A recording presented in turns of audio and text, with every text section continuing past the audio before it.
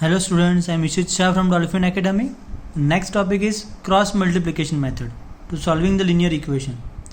अगर हमारे पास linear equation ये फॉर्म में है a1x plus b1y plus c1 equal to 0 and a2x plus b2y plus c2 equal to 0, तो उसको क्रॉस मल्टीप्लिकेशन से कैसे सॉल्व करेंगे. जैसे हमने फर्स्ट मेथड सीखा सब्स्टिट्यूशन मेथड, सेकंड हमने एलिमिनेशन सीखा, थर्ड मेथड है क्रॉस मल्टीप्लिकेशन मेथड. आप कोई भी मेथड से करोगे आंसर सेम आएगा. जब आपको वहाँ पे मेंशन किया हुआ है कि सब्स्टिट्यूशन से करो तो आपको उसी मेथड से सॉल्व करना पड़ेगा. अगर मेंशन किया हुआ है आपको एलिमिनेशन से करना है तो उसी मेथड से सॉल्व करो. क्रॉस मल्टीप्लिकेशन मेंशन किया हुआ है तो क्रॉस मल्टीप्लिकेशन से सॉल्व करो. अगर जैसे कोई वर्ड प्रॉब्लम हो गया उसमें मेंशन नहीं किया हो तो आप कौन सी मेथड से सॉल्व करो, तो आप कोई भी मेथड से वो प्रॉब्लम सॉल्व कर सकते हो, either bye substitution, elimination, cross multiplication. सबसे इजी मेथड होगा आपका एलिमिनेशन मेथड. तो कभी आपको अगर कोई समय बोला नहीं है कि किस मेथड से सॉल्व करना है तो आप ऑलवेज प्रीफर करना एलिमिनेशन मेथड, वो बहुत इजी होता है. बट अगर कुछ स्पेसिफाई किया हुआ है कि इस मेथड से करना है तो उसी मेथड से करना होगा, तो इसलिए हमें सारी मेथड आनी चाहिए. ऐसा नहीं है कि सर कोई भी मेथड से कर सकते तो कोई एक मेथड सीख ले तो नहीं चलेगा, नहीं, आपको हर एक मेथड कंपलसरी आनी चाहिए, क्योंकि उसमें स्पेसिफाई करके बोल सकते हैं कि आप क्रॉस मल्टीप्लिकेशन से सॉल्व करो या फिर सब्स्टिट्यूशन या फिर एलिमिनेशन. तो हर एक मेथड सीखना बहुत ज़रूरी है. दो मेथड हमने ऑलरेडी क्लियर कर लिया है. Third method cross multiplication method a1x plus b1y plus c1 equal to 0 and a2x plus b2y plus c2 equal to 0. तो अगर मुझे इन दोनों को सॉल्व करना है क्रॉस मल्टीप्लिकेशन की मेथड से तो x आपका हो जाएगा, जैसे मैं यहाँ पे लिख रहा हूँ equation a1x b1y c1 a2x b2y c2. अगर मुझे x फाइंड करना है, x फाइंड करना है तो x को आप हाइड कर दो. क्या बचा, b1 c1 b2 c2, तो उसको as a name suggest cross multiply करना है. इसको हाइड कर दो, राइट हैंड साइड के उससे स्टार्ट करो, इसको हाइड करके उसके बाद क्या आ रहा है b1 से स्टार्ट करो, b1 c2. देखो अब b1 c2 c1 b2, इसको हाइड किया हुआ है, राइट साइड से स्टार्ट किया b1 c2 c1 b2, बीच में माइनस. अभी मैं न्यूमरेटर की बात कर रहा हूँ, न्यूमरेटर y फाइंड करना है तो उसमें न्यूमरेटर क्या आएगा, y को हाइड कर दो. उसके राइट साइड क्या आ रहा है, इसको मैंने हाइड कर दिया, उसके राइट साइड आ रहा है c1, तो c1 से स्टार्ट करते हैं, c1 a2 फिर c2 a1 बीच में माइनस. अगेन x फाइंड करना, x हाइड कर दो, उसके राइट साइड आ रहा है b1, तो b1 c2 minus b2 c1 हो गया न्यूमरेटर. y फाइंड करना है, उसके राइट साइड आ रहा है c1, तो c1 a2 minus c2 a1. Denominator की बात कर रहे तो कांस्टेंट टर्म को हाइड कर दो. कांस्टेंट टर्म के राइट साइड क्या आ रहा है, मतलब घूम के यहाँ पे आ गया a1 आ रहा है, a1 b2 minus a2 b1, a1 b2 minus a2 b1. दोनों में कांस्टेंट टर्म सेम होगा, कांस्टेंट टर्म को हाइड किया, उसके राइट साइड आ रहा है a1 b2 minus a2 b1. हो गया सॉल्व x और y. तो ये इक्वेशन आपको शॉर्ट क्वेश्चन में भी कई बार पूछते, जो 1 मार्क का क्वेश्चन होता है उसमें पूछते हैं आपको कि क्रॉस मल्टीप्लिकेशन का फॉर्मूला क्या है. वो ट्रू और फॉल्स में भी ये पूछते हैं, यहाँ पे कुछ गलत दिया हुआ है तो आपको आइडेंटिफाई करना आना चाहिए, तो वो उसके लिए बहुत इंपॉर्टेंट है. ये कैसे बना अभी, तो ये जो टर्म न्यूमरेटर में फाइंड किया उसके नीचे ले लिया, x के नीचे, y का न्यूमरेटर वाला टर्म इसके नीचे ले लिया, और कांस्टेंट जो बच गया वो 1 के नीचे लिख दिया. तो ये दोनों फॉर्मूला में से आप किसी भी अप्लाई कर सकते हो to find x and y for cross multiplication method. Numerical से क्लियर करते हैं. और first numerical, Yash scored 40 marks in a test. उसको कितने मिले total, 40 marks. Getting 3 marks for each right answer. Right answer के लिए उसको मिल रहा है 3 मार्क्स. अगर यहाँ पे हम कंसिडर करें फॉर राइट आंसर उसको मिल रहा है x marks. Okay, and losing 1 mark for each wrong answer. Wrong answer का हम कंसिडर करें उसको मिल रहा है y marks. x mark, y marks. Had 4 marks been awarded for each correct answer and 2 marks been deducted for each incorrect answer, then Yash would score 50 marks. उसको 40 mark मिल रहा है जब सही के लिए 3 मिला, गलत के लिए 1 मार्क मिला। उसको 50 मार्क मिल रहा है, जब सही के लिए उसको मिला 4 मार्क और गलत के लिए मिला 2 मार्क। तो how many questions were there in the test, total कितने क्वेश्चंस होंगे। अगर आपकी कोई एक टेस्ट हो रही है 10 क्वेश्चन है उसमें टोटल, मान लो उसमें से आपका 6 क्वेश्चन सही हो गया, 4 क्वेश्चन गलत हो गया, टोटल हो गया 6 + 4 10 क्वेश्चन। मतलब सही वाले क्वेश्चन और रॉन्ग वाले क्वेश्चन को आप एडिशन करोगे उतने टोटल क्वेश्चंस वहां पे होंगे। तो right answer x, wrong answer y, बराबर। यहाँ पे मार्क्स नहीं होगा, number of question. Right answer के नंबर कितने हैं, number of right answer, number of wrong answer, that is x and y। चलो अभी क्या बोला हुआ है यहाँ पे, अगेन क्वेश्चन रीड करते हैं। टोटल स्कोर 40 कर रहा है, कब, जब 3 marks for each right answer. वैसे कितने राइट आंसर है उसके, number of right answer that is x। अगर आप चॉकलेट लेने मार्केट में जाते हो, 10 रुपए की डेयरी मिल्क आती है, आप 5 डेयरी मिल्क लेके आते हो तो 5 × 10 50 रुपीज होता है। सिमिलरली यहाँ पे हर एक राइट आंसर के लिए आपको 3 मार्क्स मिल रहा है। और ऐसे कितने राइट आंसर है x, तो उसका एक इक्वेशन हो गया 3x। रॉन्ग आंसर के लिए कितना डिडक्ट हो रहा है, 1 मार्क, तो y × 1, टोटल y रॉन्ग हो रहा है और हर एक का 1 mark, -y × 1 that is y, और वो स्कोर कर रहा है 40। फर्स्ट इक्वेशन बन गया। सेकंड देखते, 4 marks been awarded for each correct answer. Correct answer तो x है ही, 4x। 2 marks been deducted for each incorrect answer, 2y, score कर रहा है वो 50 मार्क्स, बन गया सेकंड इक्वेशन। आप देखो तो सेकंड इक्वेशन से 2 कॉमन आ रहा है, 2 कॉमन आ गया तो यहाँ पे बच गया 2x, यहाँ पे हो गया y, यहाँ पे बच गया 25, ये हो गया आपका फाइनली सेकंड इक्वेशन। 2 इक्वेशन मिल गए। अभी मेथड में आप देखो तो हमें फॉर्मूला किस फॉर्म में चाहिए, ऐसा चाहिए, ax + by + c = 0 चाहिए। इक्वल टू कोई वैल्यू नहीं होनी चाहिए, 0 चाहिए, तो इसको मुझे इससे लेना पड़ेगा। तो इक्वेशन हो जाएगा ये 3x - y - 40 = 0। तो इक्वेशन में यहाँ पे फिर से लिख रहा हूँ, 3x - y 40 = 0, first equation. Second equation लिख रहा हूँ मैं, 2x - y 25 को मैंने इस साइड ले लिया, = 0। चलो अभी मेरा ये दोनों इक्वेशन बन गए। आप देख सकते हो a1x + b1y + c1 = 0, इसको मैं, ये इक्वेशन हो गया हमारा, और ये हो गया a2x + b2y + c2 = 0। तो आप यहाँ से इजीली a1 लिख सकते हो, a1 हो गया 3, b1 हो गया साइन के साथ लेना है -40, a2 हो गया 2, b2 हो गया -1, c2 हो गया -25। अभी आपको ये फॉर्मूला याद रख लेनी है, ये याद रखो या फिर ये याद रखो, दोनों सेम ही है, ठीक है फॉर्मूला, बट आपको याद रखनी पड़ेगी। मोस्टली हम ये फॉर्मूला यूज़ करेंगे, ये फॉर्मूला से हम सॉल्व करेंगे। ये फॉर्मूला से सॉल्व कर रहे हैं तो x के नीचे जो आएगा वो लिख रहा है b1c2 - b2c1। तो x के नीचे मैं एक बार यहाँ फिर से फॉर्मूला लिख रहा हूँ। अगर मुझे x फाइंड करना है तो ये निकल गया, कैसे लिखोगे आप, इसके नीचे दूसरा फॉर्मूला लिखो, ऐसे लिखना है आपको,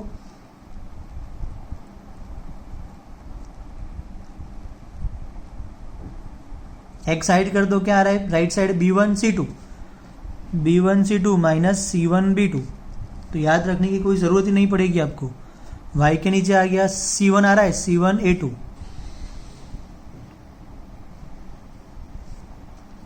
1 कांस्टेंट के नीचे आ रहा है a1b2। बस b1 c1 a1 a2 b2 c2 की वैल्यू रख दो यहाँ से।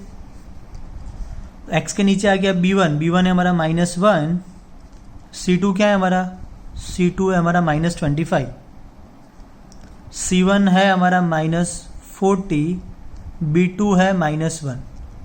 y के नीचे वैल्यू रख देते हैं, c1 -40 फिर 2, फिर आपका हो गया a2 -25 × 3, c2 और a1 की वैल्यू, c2 एंड a1, और 1 के नीचे आ गया आपका a1 हो गया 3 -1 2 एंड -1, सब वैल्यू रख दी। अब इसको सॉल्व करते हैं। एक्स के नीचे आ गया माइनस माइनस, ये हो गया 25, ये माइनस माइनस ये प्लस, एक माइनस बच गया 40, वाई के नीचे माइनस 80, माइनस माइनस हो गया प्लस 75, एक के नीचे माइनस 3, माइनस माइनस हो गया प्लस 2। ऐसे प्लस आपको यहाँ पे नहीं कर देना है, ध्यान रखना, वो मत कर देना यहाँ पे प्लस, वो समझाने के लिए मैं कर रहा हूँ यहाँ पे। तो एक्स के नीचे आ गया आपका माइनस 15, वाई के नीचे आ गया माइनस 5, 1 के नीचे बच गया माइनस 1। अब इन दोनों को कंपेयर कर लेते हैं, x upon minus 15 equal to 1 upon minus 1, y upon minus 5 equal to 1 upon minus 1। तो 15 यहाँ पे चला गया, माइनस माइनस प्लस होके आ गया प्लस 15, 5 वहाँ पे चला गया, हो गया 5। तो x मुझे मिल गया 15, y मिल गया 5। तो जो आपके क्या बोलते हैं राइट आंसर और करेक्ट आंसर है वो हो गए 15, इनकरेक्ट और रॉन्ग आंसर जो है वो 5 हो गए। टोटल हो गए 20 क्वेश्चंस। टोटल कितने क्वेश्चंस है पेपर में? 20। जो आपको पूछा था total number of questions find करना है। कई स्टूडेंट मिस्टेक क्या करते हैं, एक्स और वाई फाइंड करके रख दिया, यहाँ पे सम खत्म नहीं हो रहा है, आपको यहाँ पे देखना है how many questions were there in a test. तो आपको एक्स प्लस वाई करके वो फाइंड करना है 20 क्वेश्चंस। अगर आप इतना नहीं करोगे तो आपका 1 मार्क कट हो जाएगा। 4 मार्क का क्वेश्चन होता है ये, तो 1 मार्क कट हो जाएगा सिर्फ ये एडिशन का, वो खास ध्यान रखना है। ऐसा स्टेटमेंट भी लिखना पड़ेगा सारा, ठीक है। चलो नेक्स्ट देखते हैं। अभी ये आज जो कर रहे हैं वो सारे इंपॉर्टेंट क्वेश्चंस है। ऐसा नहीं है कि अगर क्रॉस मल्टीप्लिकेशन में यही सम पूछेंगे, यही सम आपको पूछ सकते हैं तो उसको आप सब्स्टिट्यूशन से और एलिमिनेशन भी सॉल्व कर सकते हो। तो दैट डजेंट मीन कि आपको इस टाइप के सम्स नहीं करना है, सारे सम्स करना है। यही सम आपको पूछेंगे तो आपको किसी भी मेथड से सॉल्व कर सकते हो, सिर्फ इक्वेशन बनाना होता है। तो जैसे यहाँ पे हो गया, चलो देखते हैं। यहाँ पे places A and B are 100 kilometre apart. A B 100 kilometre apart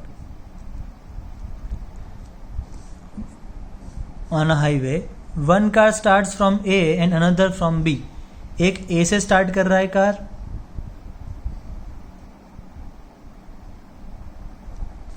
और एक बी से स्टार्ट हो रहा है कार। मेरा ड्राइंग थोड़ा अच्छा नहीं है, ठीक है। क्या बोल रहा है अभी? एट द सेम टाइम पे दोनों कार स्टार्ट हो रही है। If the cars travel in the same direction, मतलब कार बी भी इस डायरेक्शन में जा रही है, कार ए भी इस डायरेक्शन में जा रही है, एट अ डिफरेंट स्पीड। अगर मान लो ए की स्पीड है x kilometre per hour, y B की स्पीड है y kilometre per hour. x kilometre per hour आपको लिखना है। Assume the speed of car A that is x kilometer per hour, speed of car B that is y kilometer per hour. They meet in 5 hours. B यहाँ पे जा रहा है, x यहाँ पे आ रहा है, तो दोनों 5 घंटे बाद मिल रहा है। दैट मीन्स x आपका ज़्यादा होगा तभी वो मिल पाएंगे, x ग्रेटर देन y होगा तभी वो उसको मिल पाएगा ना, अदरवाइज वो तो पॉसिबल ही नहीं है। B बहुत आगे चली जाएगी अगर B की स्पीड ज़्यादा है तो, A की स्पीड ज़्यादा है तभी वो उसके पास पहुँच पाएगा, तो वो 5 घंटे बाद मिल रहा है। तो अगर according to our formula speed is equals to distance by time,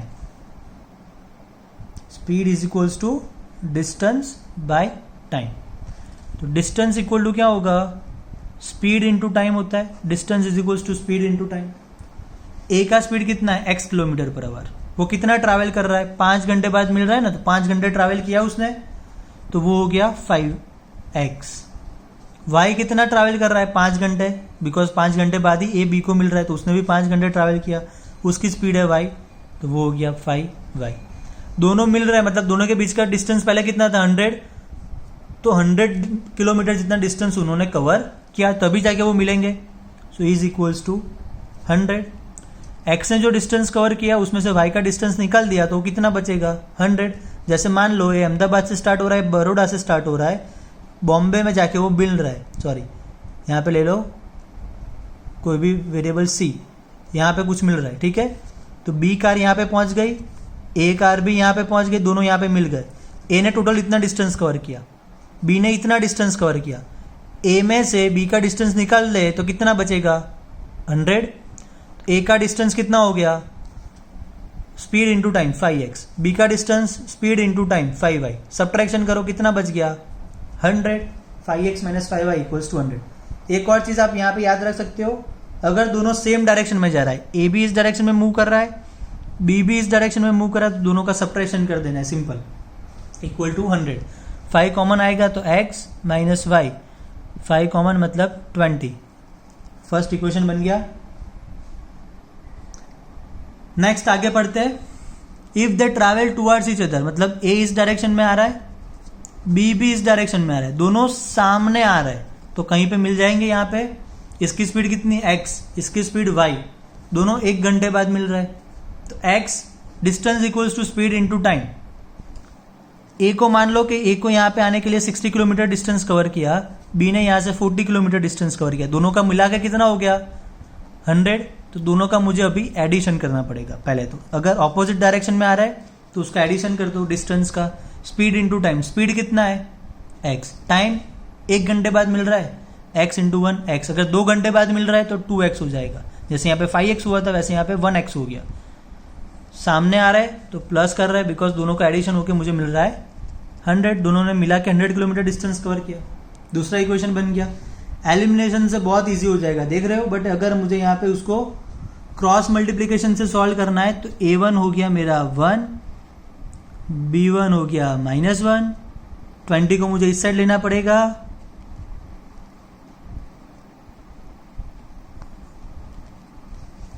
c1 हो गया -20, a2 हो गया 1, b2 हो गया 1, c2 हो गया -100। x के नीचे वैल्यू रख देते हैं। फॉर्मूला, यही फॉर्मूला डायरेक्टली करना है तो x को हाइड कर दो, क्या बचा राइट हैंड साइड -1 -100, ये हाइड कर दिया, -1 -100 आप डायरेक्टली लिख सकते हो यहाँ पे, -20 + 1। y के लिए लिखना है डायरेक्ट, फॉर्मूला लिख के करोगे वो बेटर रहेगा। ये फॉर्मूला लिखो, फिर a1 b1 c1 a2 b2 c2 की वैल्यू इसमें रख दोगे तो बहुत इजी है। मैं जिसको डायरेक्ट लिखना है, जिसका मैथ्स बहुत अच्छा है, उसी के लिए मैं बोल रहा हूँ कि डायरेक्ट लिखना। बाकी सब आप फॉर्मूला लिखो, उसके बाद ही उसमें वैल्यू रखनी है, डायरेक्ट मत लिखना, प्रीफर मत करना डायरेक्ट लिखना, अदरवाइज मार्क्स चले जाएंगे, 0 मार्क्स मिल सकते हैं आपको। ये आपने हाइड कर दिया y, right hand side -20 into 1 -100 into 1। मैं भी डायरेक्ट नहीं लिखता हूँ, मैं भी फॉर्मूला करके लिखता हूँ, तो आप उतना वो करने की ज़रूरत नहीं है, आप फॉर्मूला लिख के लिखोगे वही अच्छा रहेगा। ये हो गया 120, ये हो गया 80, ये हो गया 2। इन दोनों को कंपेयर करते हैं, x by 120 equal to 1/2, x equal to 120/2 that is 60 kilometre per hour, a का स्पीड मिल गया। y 80/2 तो y मिल जाएगा 40 किलोमीटर पर आवर, तो y का मिल गया स्पीड, x और y मिल गया। क्लियर? चलो एक और सम करते हैं, word problem. The area of rectangle gets reduced by 9 square units if its length is reduced by 5 units and breadth is increased by 3 units। पहले तो हमें तो सिंपल एक रेक्टेंगल ड्रॉ कर देना है जिसका लेंथ हो गया x, ब्रेड्थ हो गया y। लेंथ x हो गया, x यूनिट, मीटर सेंटीमीटर ऐसा कुछ नहीं लिखना है। ब्रेड्थ हो गया y यूनिट, और उसका एरिया कितना हो जाएगा L into B x into y. चलो ये बेसिक केस हो गया। अभी क्या बोल रहा है, अभी वो देखना है। लेंथ को मैंने रिड्यूस किया 5, मतलब जो लेंथ था x उसको मैंने रिड्यूस कर दिया x - 5। ब्रेड्थ को मैंने इंक्रीज किया 3 से, y + 3। अभी एरिया कितना होगा, इन दोनों का मल्टीप्लीकेशन लेंथ इंटू ब्रेड्थ ही होता है, और एरिया आपका रिड्यूस हो रहा है बाय 9 स्क्वायर यूनिट, मतलब xy - 9 जितना वो रिड्यूस हो गया। सॉल्व करते हैं, x into Y + 3x - 5y - 15 xy - 9, xy चला गया, 3x - 5y -15 प्लस 9, -15 प्लस 9 हो जाएगा -6 इक्वल टू 0। फर्स्ट इक्वेशन बन गया। सेकंड देखते हैं अभी। If we increase the length by 3, again length by 3, breadth by 2 unit, उसको भी हम 2 यूनिट से इंक्रीज कर रहे हैं। एरिया लिख दो, कितना हो रहा है 67 स्क्वायर यूनिट इंक्रीज हो रहा है। XY प्लस 67 इक्वेशन बनाते हैं, प्लस 2x एक्सपेंशन वाला मैंने बेसिक वीडियो आपको भेजा था, वो अच्छे से किया होगा तो ये सिंपल हो जाएगा। XY कट हो गया, 2x प्लस 3y, 6 माइनस 67 हो गया -61 इक्वल टू 0। यहाँ पे A1 हो गया 3, B1 हो गया -5, C1 हो गया -6, A2 हो गया 2, B2 हो गया 3, C2 हो गया -61। इसको आप सॉल्व करोगे यूजिंग क्रॉस मल्टीप्लिकेशन मेथड ही सॉल्व करना है आपको, बिकॉज उसकी आपको प्रैक्टिस करनी है। x निकल के आ जाएगा आपका 17, y निकल के आ जाएगा 9, वो अभी आप खुद से कर लेना, सॉल्व हो जाएगा। नेक्स्ट क्वेश्चन देखते हैं। क्या क्वेश्चन है? For which value of P, इस टाइप का क्वेश्चन 1-2 मार्क्स में बहुत पूछते हैं। आपका जो शॉर्ट क्वेश्चन वाला पहला पोर्शन है ना, सेक्शन ए, उसमें से इस टाइप के क्वेश्चन पूछते हैं, या 2 मार्क में भी इस टाइप के क्वेश्चन बहुत पूछते हैं। इंपॉर्टेंट वाले क्वेश्चन है। For which value of P does the pair of equation given below has unique solution. तो पहले तो आपको उसका कंडीशन पता होना चाहिए कि हमारे पास अगर 2 इक्वेशन है, a1x plus b1y plus c1 equal to 0 and a2x plus b2y plus c2 equal to 0, तो यूनिक सॉल्यूशन कब मिलता है? Unique solution a1 upon a2 is not equal to b1 upon b2 होगा, तभी मुझे यूनिक सॉल्यूशन मिलेगा, तभी मुझे यूनिक सॉल्यूशन मिलेगा। दैट मीन्स a1 हो गया यहाँ पे 4, आपको लिखना है a1 equal to 4, a2 equal to 2, b1 equal to p, b2 equals to 2। रख दो यहाँ पे a1 दैट इज 4/2, तो वो हो गया 2, that is a1 upon a2। b1 upon b2 निकालता है तो p/2, कंडीशन आपका ये वाला, तो 2 is not equals to p/2। 2 को इस साइड ले लो, जैसे इक्वल टू में ले तो वैसे ही सॉल्व करना है। So p is not equals to 4। So other than 4 के अलावा सारी वैल्यू के लिए वो आपको यूनिक सॉल्यूशन देगा। For which value of p does the pair of equation given below has unique solution? Any values of p except 4, the linear equation gives unique solution. Except 4, p is not equal to 4. 4 के अलावा कोई भी value आप p की ले लो, 1 2 3 -1 2 3 4 5 6 7 100 -100, कोई भी value आपको हमेशा वो यूनिक सॉल्यूशन देगा। बट 4 के लिए वो यूनिक सॉल्यूशन नहीं देगा, जो हमने ये कंडीशन से फाइंड किया। ऐसा और क्वेश्चन करते हैं।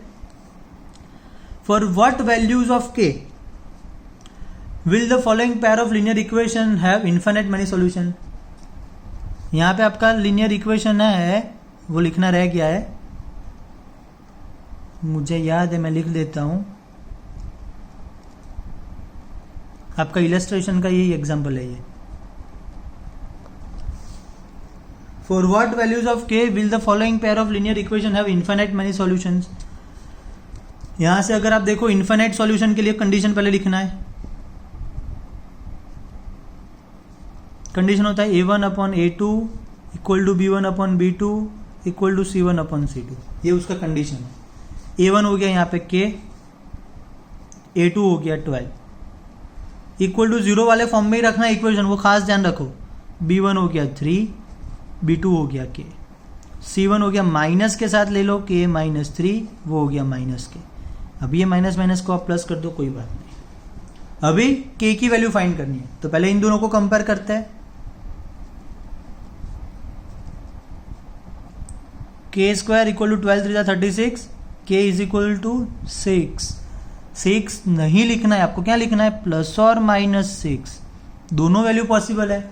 +6 का स्क्वायर भी 36 होगा, -6 का स्क्वायर भी 36 होता है, तो k की दोनों वैल्यू यहाँ पे पॉसिबल हो रही है।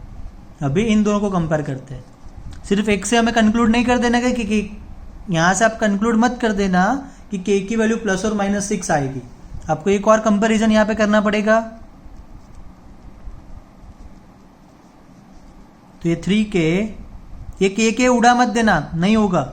3k इक्वल्स टू, जब भी आप वैल्यू फाइंड कर रहे हो तब ऐसे आप कैंसिल मत करना, ध्यान रखना। 3k equals to k square minus 3k, ये 3k इस साइड आ गया तो k square minus 3k minus 3k that is minus 6k equal to 0। अभी यहां से k कॉमन आएगा, देखना बहुत important, k common, k minus 6 equal to 0। तो यहां से लिख सकते हो आप k इक्वल टू 0 और k minus 6 equal to 0, therefore k equal to 6। यहां से और दो वैल्यू मिल रही है। बहुत सारे स्टूडेंट क्या करते हैं, यहां से k निकाल दिया, 3 equal to k minus 3, k equal to 3 plus 3 6, ये आ गया 6। बट एक्चुअली जब भी ऐसे वैल्यूज फाइंड करनी होती है तो आप यहाँ पे कट नहीं कर सकते, बहुत इंपॉर्टेंट चीज, ये कट मत करना, उसको सिंपली क्रॉस मल्टीप्लाई करके सॉल्व करो। k यहाँ से कॉमन आ गया तो k इक्वल टू 0 और k equals to minus 6, sorry k equals to 6। अभी आपको देखना है कि पहले आपने कंपेयर किया, उसमें से मिल रहा है प्लस 6 माइनस 6, यहाँ पे मिल रहा है 0 एंड 6। कॉमन वैल्यू कौन सी है, k इक्वल टू 6 कॉमन है, so k equal to 6 that is your answer. So for k equal to 6 you will have infinite many solution for given pair of linear equations. Clear? एक और सम करते हैं ऐसा, बहुत अच्छा सम है। For which value of a and b does the following pair of equation have infinite? Infinite वाला आपको कंडीशन पता चल गया, a1 upon a2 that is 2 upon a minus b, 3 अपॉन a प्लस b, 7 इस साइड आएगा तो माइनस 7 हो गया इक्वल टू 0। ये पूरा टर्म इस साइड आया तो ये पूरा माइनस हो गया इक्वल टू 0। जनरल फॉर्म में पहले कन्वर्ट करना है, तो अभी लिखेंगे हम माइनस 7 अपॉन,